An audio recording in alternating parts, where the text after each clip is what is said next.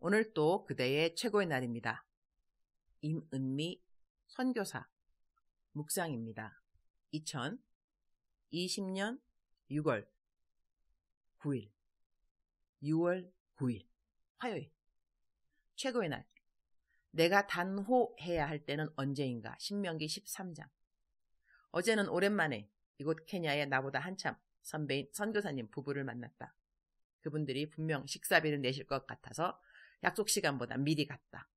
그래서 미리 돈을 내어놓으려고 했는데 어머나, 목사님이 내가 도착하자마자 막바로 약속 장소에 나타나셨다. 이런 좀 더 일찍 나왔어야 하는데 예상한 대로 두 분이 나보고 돈 내지 말라고 강력히 말씀하셔서 그대로 순종했다. 사모님께서 우리는 유니스 선교사님에게 받은 사랑의 빚이 많아서 오늘 좀 꼭 갚아야만 해요 하시면서 집에서 만들어 오신 한국 밑반찬을 잔뜩 주셨다. 와, 감사, 왕감사. 두 분이 케냐뿐 아니라 탄자니아랑 루안다까지 사역을 넓혀 하신 것을 어제서야 알았다. 하도 오랜만에 만났으니. 자녀들도 하나님 안에서 얼마나 잘 컸는지 다 기쁘고 감사한 소식들이었다. 케냐 와서 건물만도 70개를 지었다고 하시니 와, 우리 한국 선교사들 정말 난 대단하다고 생각한다. 마사이 지역에 엄청나게 큰 사역을 하신 분도 한국 선교사님이시다. 선교지에서 나와 같은 선교사님들을 대하면서 그들이 한 선교사역 이야기들과 그들의 하나님 함께 하신 시간의 간증을 들으며 함께 기뻐할 수 있어 감사. 그분들이 르완다에서 만든 신학교는 땅이 10만 평이라고 하니 우와, 헌금 이야기 한 번 안 하고 건축 헌금 다 모아진 것도 정말 간증이라고 말씀하신다. 이야, 얼마나 기도를 하시면 그럴까.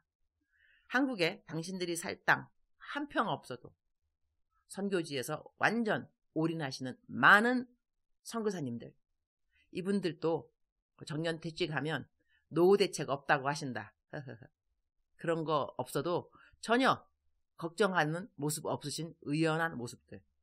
나도 선교사이지만 선교사님들 정말 멋있다. 어제 그 선배 선교사님 부부도 예수님 바로 문 앞에 오셨기에 이제는 그분 발자국 소리가 들린다고 말씀하셔서 나는 연신 아멘, 아멘, 아멘으로 화답했다. 나도 마라나타이다. 마라나타. 주님이 만약 정말 내일 오신다면 무엇이 가장 나에게 급한 일일까 생각해 본다면 우리 인생에 그닥지 심각한 고민들은 없을 수도 있을 터인데 다 이 땅에서 천년만년 살 것처럼 내일 일에 연연해 하니 문제가 때로는 문제 그 자체보다 더 크게 여겨질 수도 있지 않은가, 그런 생각도 해본다. 신명기 13장 10절. 그는 애굽 땅 종 되었던 집에서 너를 인도하여 내신 내 하나님 여호와께서 너를 꾀어 떠나게 하려 한 자이니 너는 돌로 쳐 죽이라. Stone him to death. Because he tried to turn you away from the Lord your God, who brought you out of Egypt, out of the land of slavery. 돌로 쳐 죽이라 하는 이 말씀 어떻게 들리는가? 너무 잔인하지 않은가? 어떻게 살아있는 사람에게 돌을 던질 수 있을까? 돌 맞으면 피가 터져 나오지 않나? 머리에 맞으면 피가 터지는 거 당연하고 그 사람은 비명을 지를 것이고, 그런데 사람이 돌로 한 번 맞는다고 죽는가? 죽을 때까지 돌로 친다는 것은 여러 번 돌로 쳐서 그 사람이 죽는 것을 말한다. 정말 잔인하게 짝이 없이 사람을 죽이는 것이다. 그런데 지금 그 대상이 누구인가? 신명기 13장 6절.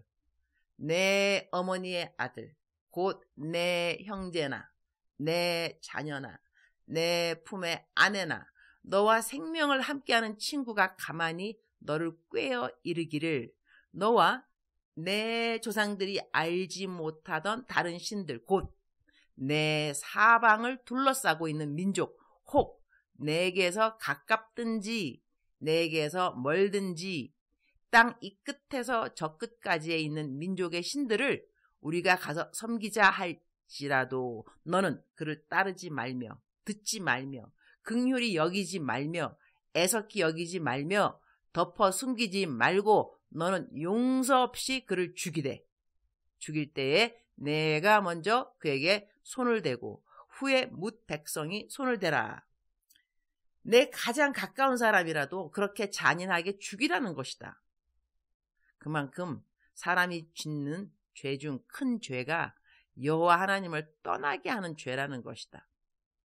나는 이전에 어떤 자매가 남친이 하나님 잘 믿는 형제임에도 불구하고 아직 결혼도 안 했는데 계속 잠자리를 하자고 해서 남친 마음 상하지 않게 하려고 계속 잠자리를 했는데 하나님께 너무 죄송스러웠다는 것이다. 그래서 남친에게 결혼하기 전까지는 우리 좀 참자고 했는데 남친이 자기는 그렇게 못한다고 화를 너무 내서 이 남친이랑 헤어져야 할 것인가 계속 사귀어야 할 것인가 나에게 상담을 해온 적이 있다. 성경은 이럴 때 무엇라고 하는가?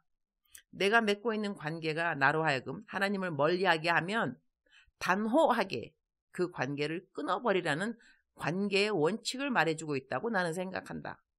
돌로 사람을 쳐 죽일 정도로 단호해야 한다는 것이다. 지금 우리 시대에 어떤 사람이 나를 꾀어 하나님 잘 믿는 자리에서 타협하고 뒤로 물러가게 한다고 그 사람을 돌로 치라고 말하면 되는가? 그건 살인죄이죠. 그러나 이 말씀의 원칙은 무엇인가? 너는 그를 따르지 말며 듣지 말며 긍휼히 여기지 말며 애석히 여기지 말며 덮어 숨기지 말고 단호하라는 것이다. 우리 삶에 일어나는 모든 일들이 성경에 디테일하게 기록되어 있지는 않다. 그러나 상황마다 우리가 적용할 수 있는 원칙은 있다고 생각한다. 우리의 믿음의 진보를 방해하는 사람이라고 그 사람을 죽이는 일은 당연 없어야 하지만 그런 사람들과의 관계에 단호함은 적용할 수 있지 않을까 한다. 케이스 바이 케이스라는 말이 있다. 모든 상황이 다 동일한 것은 아닌 것이다. 그러나 우리가 얼마만큼 하나님을 가까이 하기 원하는가에 따라서 우리의 나름 타협선의 간격은 좁아들게 되지 않을까? 그렇게 생각한다. 이것은 굳이 관계에만 국한되는 것이 아닐 것이다. 각종 중독에도 이 원칙은 적용되지 않겠는가?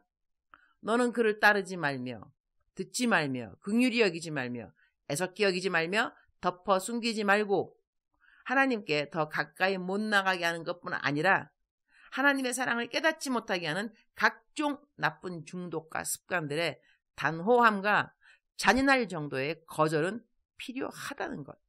주님, 오늘 또 최고의 날입니다.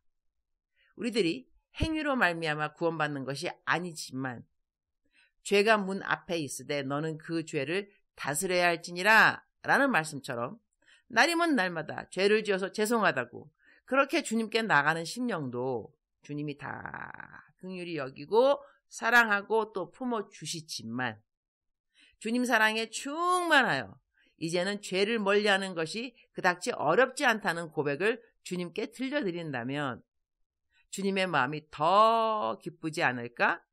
그런 생각을 해봅니다. 주님, 오늘은 우리 쌤 선교센터 짓는 기초공사가 마치고 본격적으로 건물이 올라가는 시공 예배를 드리는 날입니다.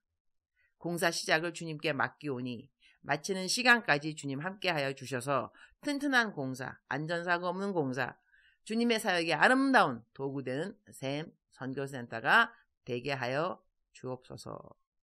주님 사랑합니다. 주님 감사합니다. 오늘 또 우리 주님 저를 보시면서 하루 종일 기쁘시면 참 좋겠습니다. 사랑하는 그대여, 사랑하는 그대여. 오늘은 하루를 어떻게 시작하실 것인가요? 하나님께서 우리들에게 원하는 것은 시간마다 좀 다르기도 한 것 같습니다. 어떤 때는 무조건 그냥 기뻐하고 감사하고 그러한 시간들이 있는가 하면 또 어떤 때는 하나님께서 단호한 결정 그런 것을 우리가 내리기를 원하시는 그러한 때도 있는 것 같습니다. 우리가 언제 단호해야 하는가? 언제 정말 잔인할 정도로 아주 잔인할 정도로 거절해버려야 하는가? 이러한 때가 우리들의 삶에 없느냐? 있다는 것이죠. 특히 관계에 대한 것도 우리가 끊을 사람은 끊는 것이 좋습니다. 모든 사람하고 다 더불어 화목하게 지내는 것이 중요한 건 사실이지만 그러나 우리로 하여금 하나님께 가까이 못 나가게 하고 자꾸 우리들의 마음 가운데 좌절과 절망을 주는 말만 하고 그러한 사람들이 내 주위에 있단다면 그런 사람들은 떠나는 것이 좋겠지요. 하나님한테 지혜를 구하셔서 어떻게 떠나면 잘 떠나는 것인지를 여쭤보는 것도 지혜라고 생각합니다. 사랑하는 그대여, 사랑하는 그대여, 오늘 단호, 잔인할 정도로 그러한 결정이 무엇인가를 잘 한번 생각해 보시고 기도해 보시고 실천에 옮기시고 참된 자유를 즐기게 되시기를, 누리게 되시기를 축원합니다. 사랑합니다. 축복합니다.